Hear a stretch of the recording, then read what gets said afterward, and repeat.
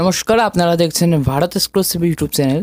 এই মুহূর্তের সবচেয়ে বড় খবর, এক সপ্তাহের মধ্যে 50% হারে ডিএ পাবেন রাজ্যের সরকারি কর্মচারীরা। রাজ্য সরকারি কর্মচারীদের জন্য নয়া চমক।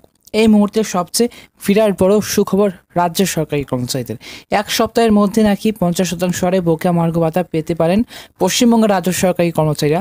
নয়া আপডেট জানতে আজকের এই ভিডিওটি অবশ্যই কিন্তু প্রথম থেকে সম্পূর্ণ দেখুন আজকের এই ভিডিওতে। চাঞ্চল্যকর তথ্য উঠে এলো পশ্চিমবঙ্গের রাজ্য সরকারি কর্মচারীদের বকেয়া মহার্ঘ ভাতা নিয়ে। 50% ডিএ প্রথম সপ্তাহে পাওয়া যাবে যদি এই গ্রুপের 90,000 বন্ধু একসঙ্গে দাঁড়ায়। সম্প্রতি সোশ্যাল মিডিয়াতে এমনই একটি পোস্ট ভাইরাল হতে দেখা গেল। রাজ্য সরকারি কর্মচারীদের একটি ফেসবুক গ্রুপে এমনই একটি পোস্ট করেছেন একজন সরকারি কর্মচারীরা। সে রাজ্য সরকারি কর্মীদের কিন্তু সংগঠন দীর্ঘদিন ধরেই কেন্দ্র হারে বকেয়া মহার্ঘ ভাতার দাবিতে আন্দোলন করে আসছেন। তাদের মধ্য থেকেই কিন্তু একজন সম্প্রতি এই পোস্ট করেছেন সোশ্যাল মিডিয়াতে।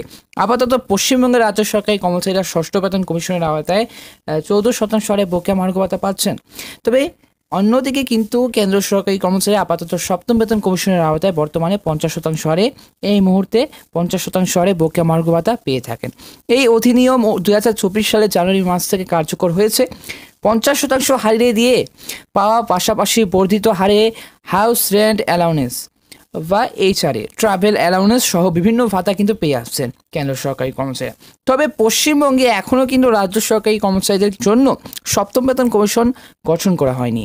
শেষ যে কয়েকবার বকেয়া মহার্ঘ ভাতা বৃদ্ধি পেয়েছে রাজ্য সরকারি কর্মচারীদের, তার প্রত্যেকবারেই কিন্তু ভাতা বৃদ্ধি করা হয়েছে ষষ্ঠ বেতন কমিশনের আওতায়। বর্তমানে পশ্চিমবঙ্গের রাজ্য সরকারি কর্মচারীদের বকেয়া মহার্ঘ ভাতার মামলা চলছে দেশের সর্বোচ্চ আদালতে। পঞ্চম বেতন কমিশনের আওতায় সেই বকেয়া মহার্ঘ ভাতা নিয়ে শুনানি হবে আগামী জুলাই মাসে।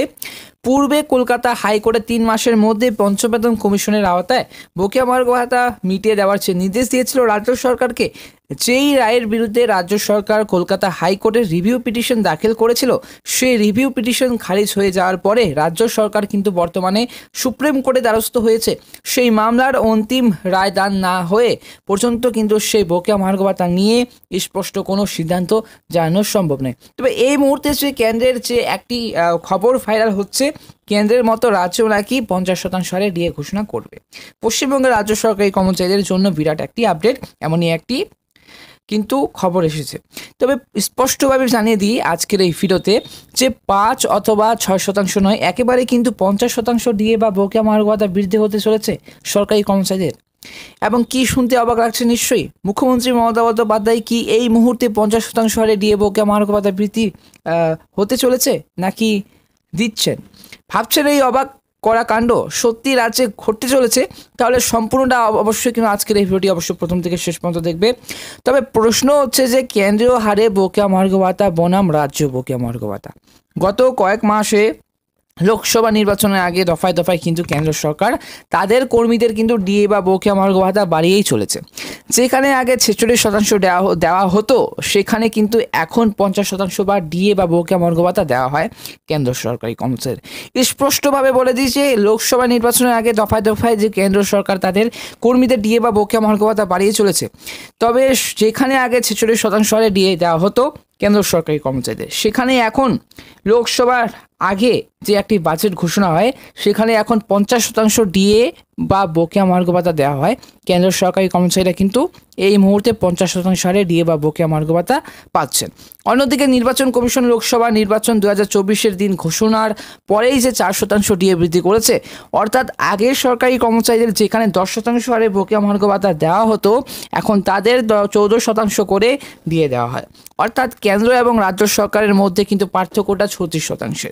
কিন্তু সম্প্রতি চারিদিক থেকে যে ডিএ বৃদ্ধি নিয়ে নানা খবর প্রকাশ্য আসে, সেটি কিন্তু ভুয়ো হতে পারে এবং আসলও হতে পারে। তবে 50% ডিএ বৃদ্ধি এক সপ্তাহে, এটা কি সম্ভব? এটা কি মুখ্যমন্ত্রী মমতা বন্দ্যোপাধ্যায় নিজেই দেবেন?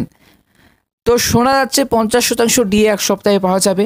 তবে তার জন্য করতে হবে একটি কাজ। সোশ্যাল মিডিয়ায় এমনই এক ব্যক্তি পোস্ট ভাইরাল হয়ে গেল। সেই পোস্টে সোশ্যাল মিডিয়ায় এমনই একটি পোস্ট ভাইরাল হয়ে গেল। জানা গিয়েছে ফেসবুকে রাজ্য সরকারি কর্মচারীর একটি গ্রুপ আছে, বা সেখানে প্রতিদিন এবং প্রতিনিয়ত সেই আন্দোলন করে চলেছে। শহীদ মিনারের নিচে সংগ্রামী যৌথ মঞ্চ একটি গ্রুপ রয়েছে ফেসবুক গ্রুপে। সেই গ্রুপে একজন ব্যক্তি পোস্ট করেন যে 50% ডিএ এক সপ্তাহে পাওয়া যাবে পশ্চিমবঙ্গের রাজ্য সরকারি কর্মচারী। যদি এই গ্রুপের 90,000 বন্ধু একসঙ্গে দাঁড়াই, তবে তাদের যে এই দাবি আদৌ কি বাস্তবে রূপ নেবে কিনা তা নিয়ে কিন্তু অনেকেই দ্বন্দ্ব আছেন। এদিকে কেন্দ্র সরকার আপাতত সপ্তম বেতন কমিশনের আওতায় কর্মীদের ডিএ প্রদান করছে। তবে এই খবরটা কি ভুয়ো নাকি অরিজিনাল? প্রশ্ন হচ্ছে যে কেন্দ্র সরকার আপাতত সপ্তম বেতন কমিশনের আওতায় কর্মীদের ডিএ প্রদান করছে, এর পাশাপাশি কেন্দ্র সরকারি কর্মচারীদের হাউস রেন্ট অ্যালাউন্স বা HRA বন্ধ করা হয়েছে। ট্রাভেল অ্যালাউন্স সহ বিভিন্ন কিন্তু ভাতা বৃদ্ধি পেয়েছে। তবে আপাতত সপ্তম বেতন কমিশন কিন্তু গঠন করা হয়নি পশ্চিমবঙ্গে আপাতত সপ্তম বেতন কমিশন গঠন করা হয়নি। কবে সে পশ্চিমবঙ্গে সপ্তম বেতন কমিশন গঠন করা হবে সেই বিষয়ে কিছু জানানো হয়নি। আবার পশ্চিমবঙ্গের রাজ্য সরকারি কর্মচারীর একটি নতুন আপডেট রয়েছে। সে ডিএর আশায় জল, মানে এবার মিলবে না এই ভাতাও স্পষ্ট জানিয়ে দিল সুপ্রিম কোর্ট। নাকি ডিএ না বকেয়া মহার্ঘ ভাতা না HRA, অবশ্যই জানাবো আজকের এই ভিডিওতে কিন্তু অবশ্যই প্রথম থেকে শেষ পর্যন্ত সম্পূর্ণ দেখবে। সম্প্রতি সুপ্রিম কোর্ট থেকে এমন এক রায় এসেছে যা বেশ চমকে দেওয়ার মতোই সরকারি কর্মচারীদের জন্য। এই রায় বেশ অনেকটা কিন্তু মাথায় আকাশ ভেঙে পড়ার সমান। সুপ্রিম কোর্ট স্পষ্ট জানিয়ে দিয়েছে যে যদি কোনো সরকারি কর্মী তার বাবার জন্য বরাদ্দ হওয়া আবাসনে বসবাস করেন, তাহলে তিনি হাউস রেন্ট অ্যালাউন্স পেতে পারেন না। বিষয়টি সম্পর্কে স্পষ্ট মতো জানিয়ে দিয়েছে বিচারপতি BR গাভাই এবং সন্দীপ মেহতার বেঞ্চ। স্বাভাবিকভাবে কিন্তু কোর্টের এই রায় সরকারি কর্মচারীদের কাছে আকাশ ভেঙে পড়ার মতো। আসলে হয়েছে কি, সম্প্রতি এক সরকারি কর্মচারীকে নোটিশ পাঠানো হয় তার HRA ফেরত দেওয়ার জন্য, কিন্তু তিনি সে কথা শোনেননি, উল্টে আদালতে মামলা করে বসেন না। আবেদন যিনি করেন তার বাবাও কিন্তু সেই সরকারি কর্মী ছিলেন। বর্তমানে তিনি অবসরপ্রাপ্ত। সেই যিনি মামলা করেছেন তিনি বাবার কিন্তু আবাসনেই থাকতেন। বড় রায় দেয় সুপ্রিম কোর্ট। মামলা গড়ায় সুপ্রিম কোর্ট অবধি, সেখানে কিন্তু হার হয় ওই কর্মীর। আদালতের কথায় HRA ফেরত চাওয়ার নোটিশ বৈধ। ওই সরকারি কর্মীকে মোট 3,96,814 টাকা ফেরত দিতে হবে সরকারকে। আদালতের কথায় আবেদনকারী নিজে সরকারি কর্মী হলেও থাকেন তার বাবার জমি বরাদ্দ যদি হওয়া বিনা ভাড়ার আবাসনে, এই জন্য তিনি HRA পাওয়া যোগ্য নন। এখানে জানিয়ে রাখি যে যিনি মামলা করেছেন তিনি একজন ইন্সপেক্টর। গত 2014 সালের যে 30 এপ্রিলে অবসর নেন তিনি। তার বাবা ছিলেন DSP পদে। বাবার জন্য বরাদ্দ হওয়া বাড়িতেই থাকতেই ওই যে সরকারি কর্মী। তবে এবার সরকারি আইন জানাচ্ছে যে সরকারি বাসভবনে দুজন কর্মী একত্রে কিন্তু থাকলে একজনই HRA পাবেন। তাই বাবার সাথে থাকার কারণে HRA ফেরত দিতে হবে ওই সরকারি কর্মীকে। এমনই কিন্তু একটি আপডেট রয়েছে।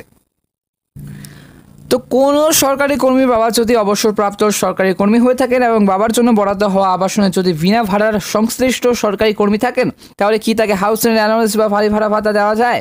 এই প্রশ্নের জবাবে সম্প্রতি বড় রায় শোনালো সুপ্রিম কোর্ট। আপনাদেরকে জানিয়ে দিলাম যে বাবার জন্য বরাদ্দ হওয়া আবাসনে যদি বিনা ভাড়া সংশ্লিষ্ট সরকারি কর্মী থাকেন, তাহলে কি তাকে হাউস রেন্ট অ্যালাউন্স বা বাড়ি ভাড়া ভাতা দেওয়া যায়? না, কখনো না।